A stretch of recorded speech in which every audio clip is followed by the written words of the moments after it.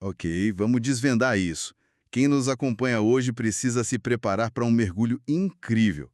Nossa análise detalhada vai focar num tema que, à primeira vista, pode até soar restrito aos corredores de hospitais, Uhum. mas que, na verdade, afeta a essência mais profunda de quem nós somos.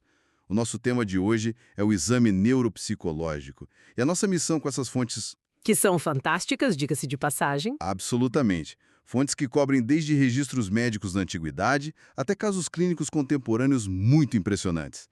A missão é ir muito além daquelas imagens estáticas, sabe? Aquelas imagens frias e coloridas de um cérebro que a gente costuma ver em telas de computador. Exato. É uma jornada incrivelmente rica tentar mapear essa fronteira. O que procuramos entender através desses documentos é a ponte literal entre a neurologia e a psicologia. O objetivo é entender a vida real, né? Como um dano invisível ou até um funcionamento atípico de nascença se traduz na personalidade de alguém. Trata-se daquela conexão fascinante entre o cérebro físico, aquela massa de tecido biológico guardada dentro do crânio, e a mente intangível. Que dita o nosso humor, a capacidade de manter um emprego. De rir de uma piada, de fazer escolhas. E o detalhe crucial que os textos apontam desde o início é que essa investigação clínica moderna não busca só colocar um rótulo num problema. O foco é compreender o impacto prático. O dia a dia. Isso. O que muda na rotina de um indivíduo quando a máquina central passa a operar de uma forma, digamos, diferente do esperado. E para quem nos acompanha agora, vale muito a pena dar um passo atrás, porque a curiosidade humana sobre essa relação cérebro e comportamento não é, um capricho da tecnologia moderna. Ah, nem de longe. Os nossos documentos trazem fatos históricos surpreendentes. Estamos falando de descrições detalhadas em papiros do Egito Antigo. Datados de 3.500 anos antes de Cristo. Exatamente, relatando alterações motoras após lesões na cabeça, e tem evidências ainda mais viscerais na cultura asteca. Arqueólogos acharam crânios com trepanações, Aquelas cirurgias rudimentares de perfuração do osso? isso, mas feitas de uma maneira tão precisa, tão padronizada, que os historiadores médicos não têm dúvidas de que havia um raciocínio lógico profundo ali. A humanidade já desconfiava há milênios que o que acontece dentro da cabeça dita as regras do mundo exterior. O que é fascinante aqui é observar o momento exato em que essa intuição antiga deu um salto gigantesco.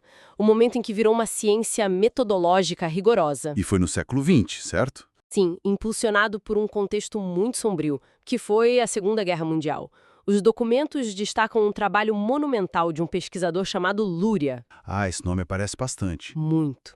Em 1966, ele publicou achados que mudaram tudo. E foi tudo baseado na experiência direta dele na reabilitação de milhares de soldados que voltavam do fronte com lesões cerebrais por estilhaços. E o mais louco é que ele não tinha máquinas de imagem de alta resolução na época. Nenhuma. Ele dependia puramente de observações clínicas meticulosas. Ao pedir para um soldado ferido desenhar um relógio ou repetir uma história, ele mapeou uma teoria complexa. Ele percebeu que o cérebro não trabalha em compartimentos isolados. Mas em sistemas funcionais. Perfeito. E o método de Luria formou a base de toda a neuropsicologia moderna. Mas isso me faz pensar numa coisa. Se toda essa base genial foi consolidada lá atrás, sem grandes tecnologias visuais, qual é o papel desse exame hoje? Como assim? Porque hoje nós temos ressonância magnética que parece saída de uma análise espacial. Mostra o cérebro fatiado em 3D, em tempo real. Os nossos materiais apontam para alguma grande mudança de paradigma na utilidade dessa avaliação hoje em dia. Se conectarmos isso ao panorama geral da medicina contemporânea, a revolução da neuroimagem não anulou o exame neuropsicológico. Na verdade, ela mudou completamente o eixo da investigação. Ah, entendia. Pensemos na medicina do meio do século XX. O exame clínico era muitas vezes a única ferramenta para o médico tentar deduzir em qual parte do cérebro estava o problema. Era meio que um trabalho de adivinhação baseado em sintoma. Anatômica exata de um tumor. Ou de uma área que sofreu um AVC. Exato. Portanto, a pergunta clínica evoluiu. Não precisamos mais do profissional para nos dizer onde está a lesão. Precisamos dele para nos dizer o que essa lesão significa para a vida daquela pessoa. A ressonância seria tipo a foto de satélite mostrando que uma ponte caiu na rodovia principal da cidade. É um dado físico. Ótima analogia. Mas o exame neuropsicológico é o que vai dizer como isso afetou o trânsito da cidade inteira.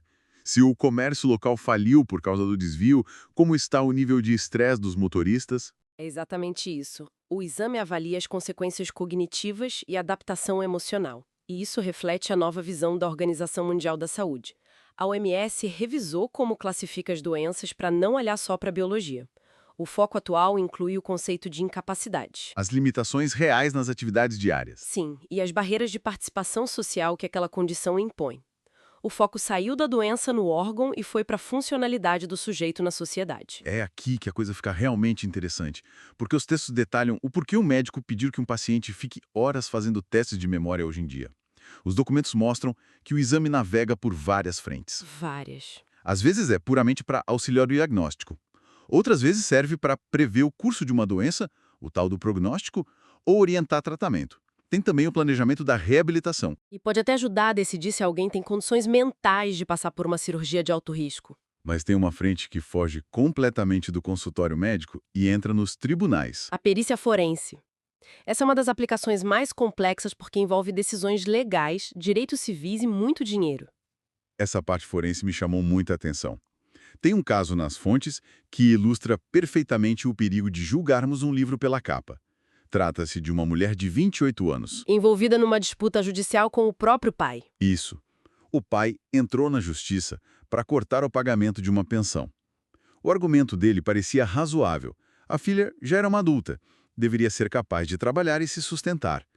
E o relato descreve que, na frente do juiz, ela se apresentava perfeitamente bem. Tinha boas maneiras, vestia-se de forma adequada. Mantinha contato visual, conversava de forma fluida, uma interação social impecável. E se a decisão judicial dependesse apenas dessa observação comportamental de superfície, o pai ganharia a causa instantaneamente. Com certeza. Mas a aparência social dela mascarava uma realidade neurológica devastadora, não é? O exame neuropsicológico foi acionado justamente para ir além da conversa fiada, e os testes revelaram que, por trás daquela fachada educada, havia o que chamamos de uma disfunção executiva profunda. Como a gente traduz isso? Em termos simples, é como se o departamento de relações públicas do cérebro dela estivesse funcionando a todo vapor, mas a diretoria executiva estivesse completamente vazia. Nossa! Ela não tinha as ferramentas mentais invisíveis para planejar um mês de contas, ou prever consequências de longo prazo de um trabalho. Então, a educação social dela era quase um reflexo treinado, mas faltava um motor de tomada de decisão.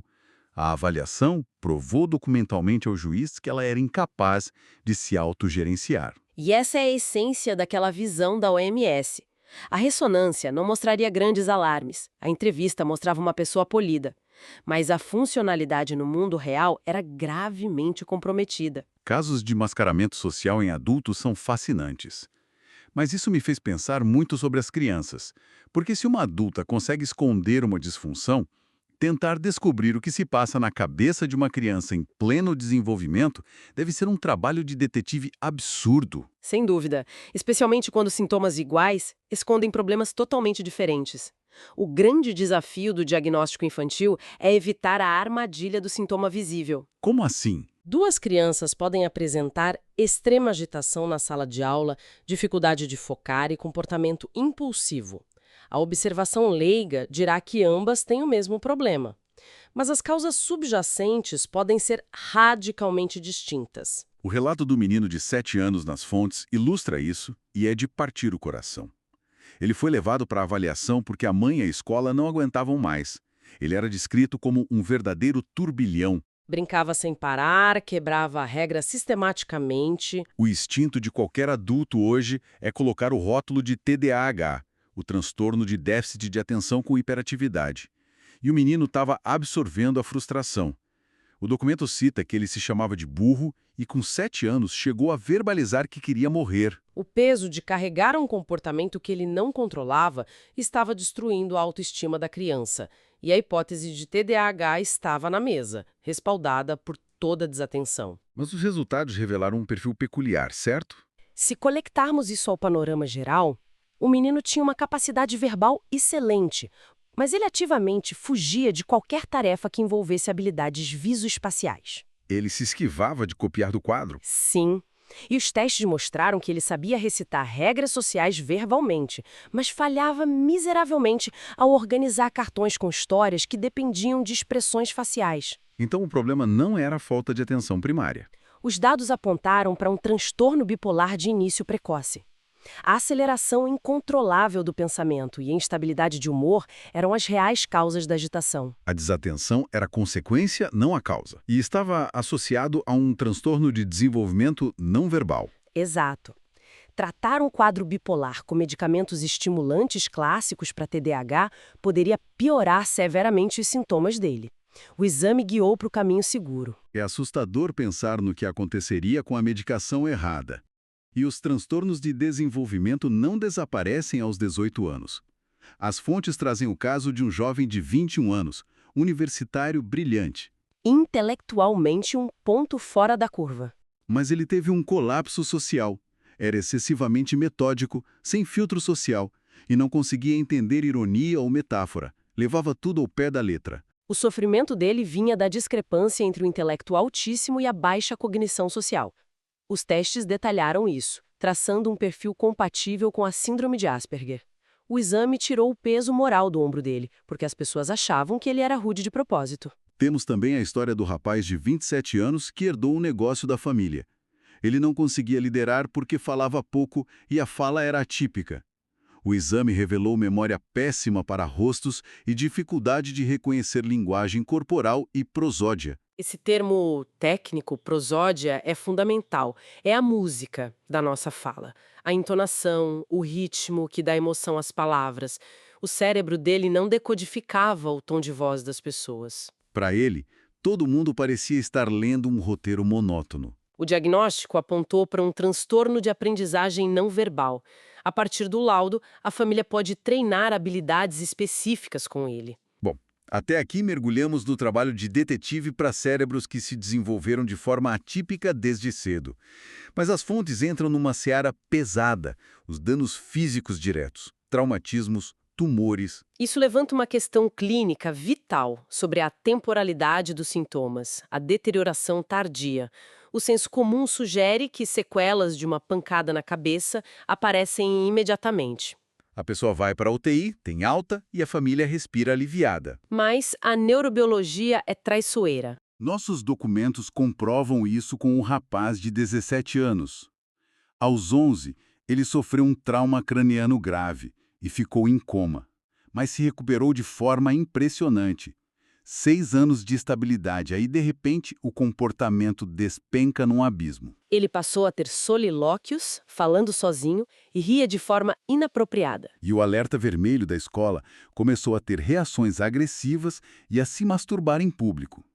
A reação natural seria pensar numa esquizofrenia. Sem o exame, ele seria internado numa ala psiquiátrica, mas os testes descartaram psicose.